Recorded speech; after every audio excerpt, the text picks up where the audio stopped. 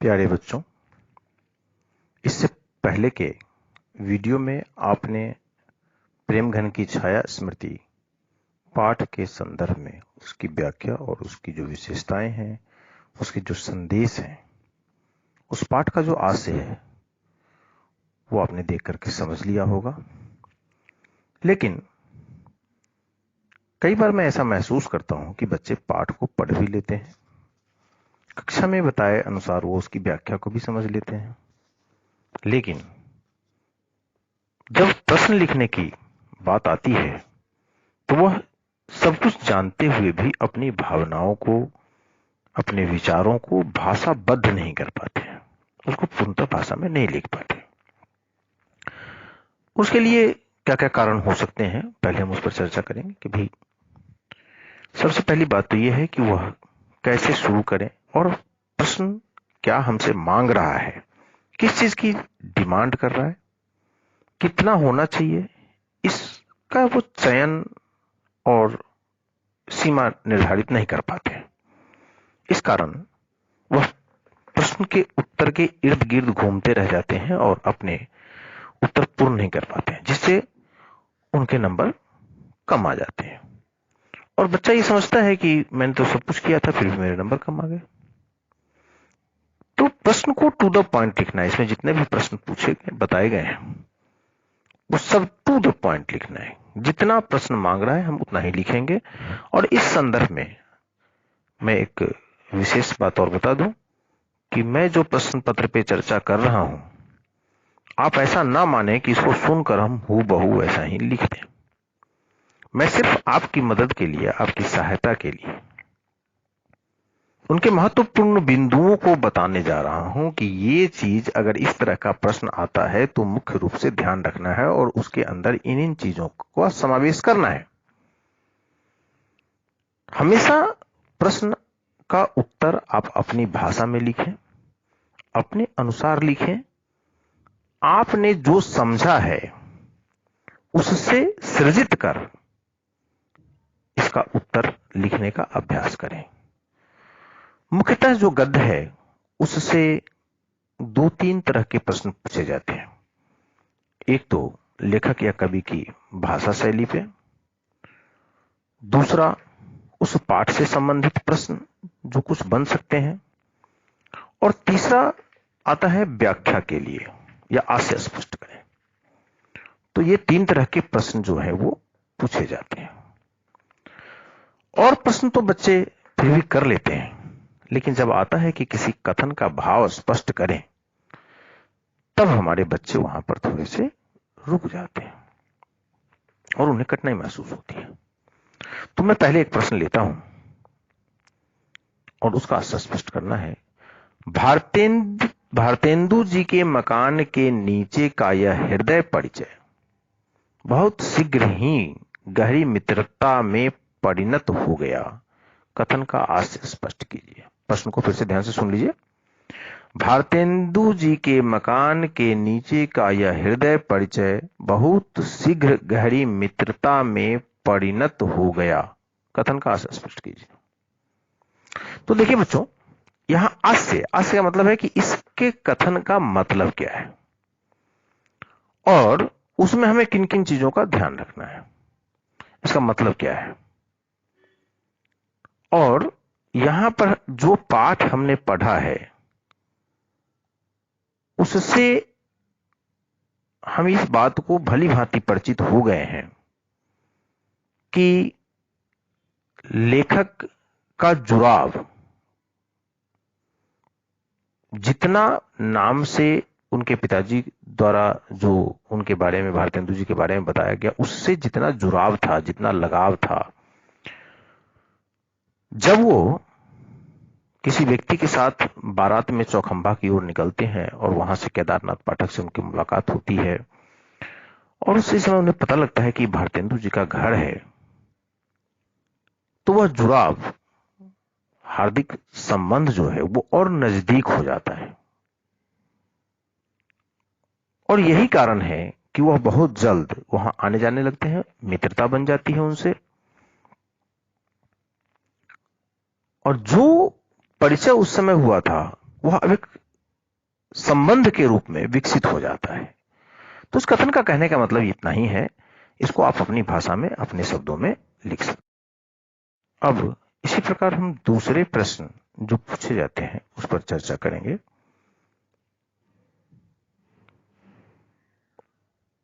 उपाध्याय बद्री नारायण चौधरी प्रेमघन की पहली झलक लेखक ने किस प्रकार देखी? उपाध्याय बद्री नारायण चौधरी प्रेमघन की पहली झलक लेखक ने किस प्रकार देखी? तो जैसा आपने इस पाठ में पढ़ा है और हमने इससे पहले चर्चा भी की है अपने पिछले वीडियो में कि कैसे उनके पिताजी का जब स्थानांतरण होता है और वो मिर्जापुर आते हैं, वहां पर उनकी एक बाल मंडली बनती है और उन्हीं से पता लगता है कि भारतेंदु हरिश्चंद्र के मित्र मंडली के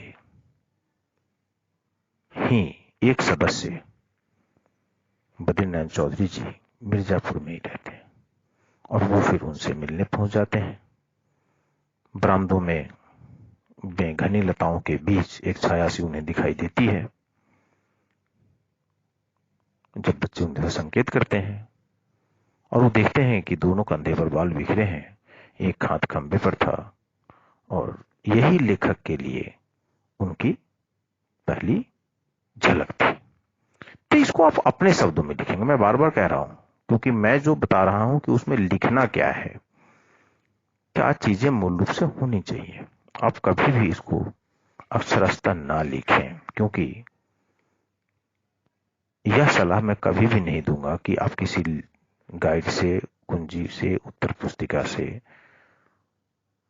अक्षरशः वैसा ही लिखें। एक और क्वेश्चन हम लेते हैं कि रामचंद्र शुक्ल की मित्र मंडली का नाम निसंदेह किसने रखा और क्यों? अब इस बात को आप अच्छी तरह समझ लें कि लेखक ने निसंदेह की चर्चा की है और यह महत्वपूर्ण है और इसका सामान्य जो संदेश है कि हिंदी, विशिष्ट हिंदी का प्रयोग करने में जिसमें निस्संदेह जैसे क्लिष्ट शब्दों का प्रयोग होता है, और क्लिष्ट थोड़ा सा इसलिए भी लगता है, हमें शायद आसान लगता है, लेकिन उनको जो लोग उर्दू, फारसी या अन्य भाषाओं के जानकार हैं, तो ये जिस मोहल्ले में रहते थे वहां उर्दू और फारसी के लोग ज्यादा थे क्योंकि वो वकील और कचहरी का कार्य करते थे और उस समय उन क्षेत्रों में, जैसा हमने अपने बताया भी है इस पाठ को समझाने समय, कि वहां उर्दू का ही प्रयोग होता था। और क्योंकि उन्हें साहित्यिक हिंदी अनोखी लगती थी, इसलिए उन्होंने लेखक का नाम, इनकी मंडली का नाम निसंदेह दे दिया। तो इसको आप अपने शब्दों में भी लिख सकते हैं। तो इस तरह से ये प्रश्न है और इसके उत्तर भी हमें लिखने हैं। इसके साथ ही मैं एक और प्रश्न ले लेता हूं। जैसे अगर पूछा जाए कि प्रेमघन की छाया स्मृति निबंध का मुख्य भाव स्पष्ट कीजिए, तो मुख्य भाव क्या है? तो जैसा हमने अपने पूर्व पाठ में बताया था कि इनका जो बचपन है वो साहित्यिक परिवेश से घिरा हुआ है, बड़ा पूरा है, क्योंकि इनके पिताजी की वही साहित्य में रुचि है।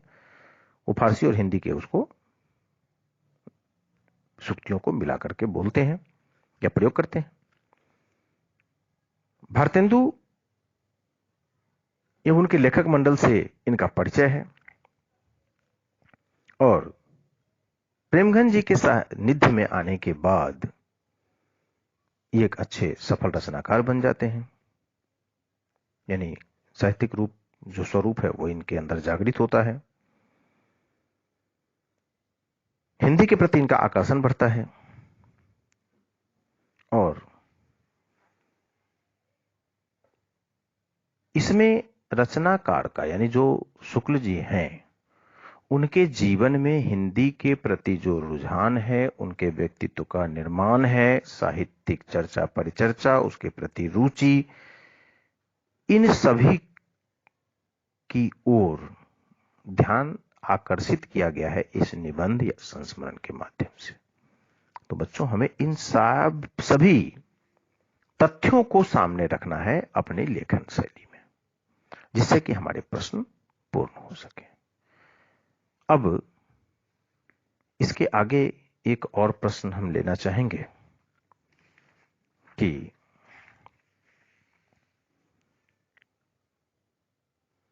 प्रस्तुत संस्मरण में लेखक ने चौधरी साहब के व्यक्तित्व के किन किन पहलुओं को उजागर किया है। किन किन पहलुओं को, चौधरी साहब का, यहां ध्यान दें, चौधरी साहब के किन किन पहलुओं को उजागर किया है। तो सबसे पहली बात है कि पहली झलक आप देखें जब इस अध्याय को आप उठाएंगे, चौधरी साहब का जब इनका प्रथम दर्शन होता है तो इन्हें दिखाई देता है कि कंधे पर दोनों तरफ लंबे बाल हैं, बिखरे हुए हैं। इन्हें त्योहार मनाने का बहुत शौक है और त्योहार का जिक्र आप कर सकते हैं। ये निहायत रईस हैं और इसकी भी जो चर्चा वहां हुई है वो भी आप देख सकते हैं। इनकी जो बोलने की शैली है वो वक्रोक्ति शैली कही जाती है और मैंने बताया कि सीधे सीधे शब्दों में किसी बात को न कहना। वक्र का मतलब होता है टेढ़ा, तो ये भी इनकी विशेषता में रही है। बातचीत निराले अंदाज में सहज और सरल भाव से करते हैं। संवाद भी इनकी रोचकता से पूर्ण होती है और एक जो उसमें खासियत है इनमें, चौधरी साहब की एक और खासियत जो दिखाई गई है कि ये नौकरों से भी असम्मानजनक भाषा में बात नहीं करते हैं, उनको भी रिस्पेक्ट और आदर के साथ बात करते हैं। तो ये इस तरह से कुछ प्रश्न हैं जिसकी चर्चा हमने की है। तो आशा है कि आपको ये चैप्टर अच्छी तरह से समझ में आ गया होगा और आने वाले किसी भी प्रश्न का आप समाधान कर सकते हैं। इसी के साथ में थोड़ा सा, क्योंकि भाषा शैली पर ही कई बार हमारे बच्चे अटक जाते हैं, भाषा शैली थोड़ा सा कठिन लगता है, जबकि अगर हम निबंध को या कहानी को, संस्मरण को अगर अच्छी तरह से पढ़ लें तो हमें नहीं लगता कि उनकी भाषा में भी कोई कठिनाई होनी चाहिए। लेकिन फिर भी थोड़ा सा संकेत मैं दे देता हूं। यदि हमें कहे कि आचार्य रामचंद्र शुक्ल की भाषा शैली की कुछ विशेषता बताइए, तो हम बता सकते हैं कि शुक्ल जी की भाषा काफी प्रगाढ़, सजीव, सरल और भावानुकूल है। संस्कृत की तत्सम शब्दावली के साथ साथ, जैसा पाठ को पढ़ाते समय भी मैंने बताया है, यदा कदा अंग्रेजी के साथ अरबी और फारसी के शब्दों का भी यथोचित प्रयोग है। इन्होंने अपनी लेखनी में उस लोक प्रचलित लोकोक्ति या मुहावरों का भी प्रयोग किया है।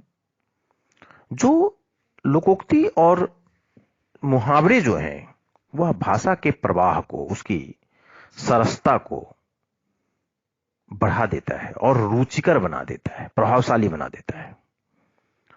तो इसका भी विशेष रूप से समावेश है।